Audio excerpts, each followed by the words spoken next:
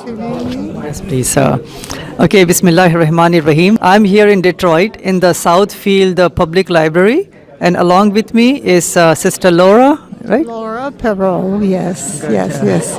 It's very hard for me to pronounce the name, but I will. Oh, do no, it's justice. think of a pear plus an O. Oh, okay. Perot. Oh, Peru. Okay, good enough. Yeah, well, it's, Good. it's I'm of French Canadian descent, yeah. I see. Yeah. And Sister Laura is the very first person to come to the public library here to listen to the presentation on Islam. And I was asking her age, and I was so much surprised. Well, I'm 93, and I'm glad I'm still breathing, but it's challenging. May God give you good health and guidance and patience. And what brought you here today to listen to the Islam presentation, Sister Laura? Well, I think we should find out about each other no matter what. And what we're striving for is peace in the world. And we can't be tribal and say, if you're not of my tribe, you're not you're your enemy or something like that. I think we should be human beings, and we part of the world that way, and not like I said to this gentleman that Jesus had one commandment, and that was love one another. And if you believe that, then the 10 Commandments show you how to love one another. Wonderful, yeah. That's so important. That's also one of the important principles in Islam that God says, or Muhammad, peace be upon him, he said that you're not a full believer if you eat your full and your neighbors are hungry.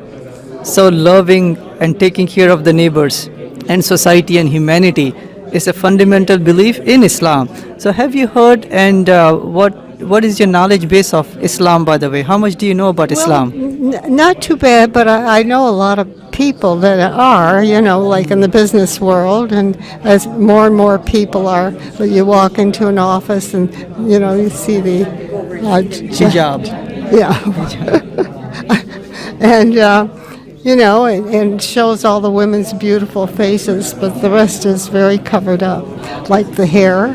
Mm-hmm. And I could tell you some stories about that, but, that at one time in my church, we had to cover our hair in church because we couldn't distract men. Yeah, that's one of the commandments in the Bible, by the way. It's in the New Testament, 1 Corinthians chapter 11. Who made that rule? I mean, the people, like I said, who makes these rules? If we believe that Jesus, was he was a rabbi, and he was a person who was respected and, taught really a very important thing. He had one commandment, love one another. And if you love one another, what a wonderful world this would be. 100% agree with that. Yeah. And we Muslims and Islam take Jesus to be as a mighty prophet of God. And in fact, the Quran says that his message was the message to invite people to worship one God. So worshiping one God is the most fundamental principle. And along with that, loving humanity, taking care of humanity. Because do you agree that we are all brothers and sisters? Absolutely, right? Absolutely. So that's the reason we are here, Sister Laura, just to educate. I'm eager for you to start because I want to learn a little more before I get too tired and I have to go home. Thanks a lot, and people tire easily. And may God give you strength, may God give you health and patience, and full of guidance. And likewise. Thank you very much. Okay. Thanks for coming, and enjoy the rest of the program. Thank you. I shall. Thank you.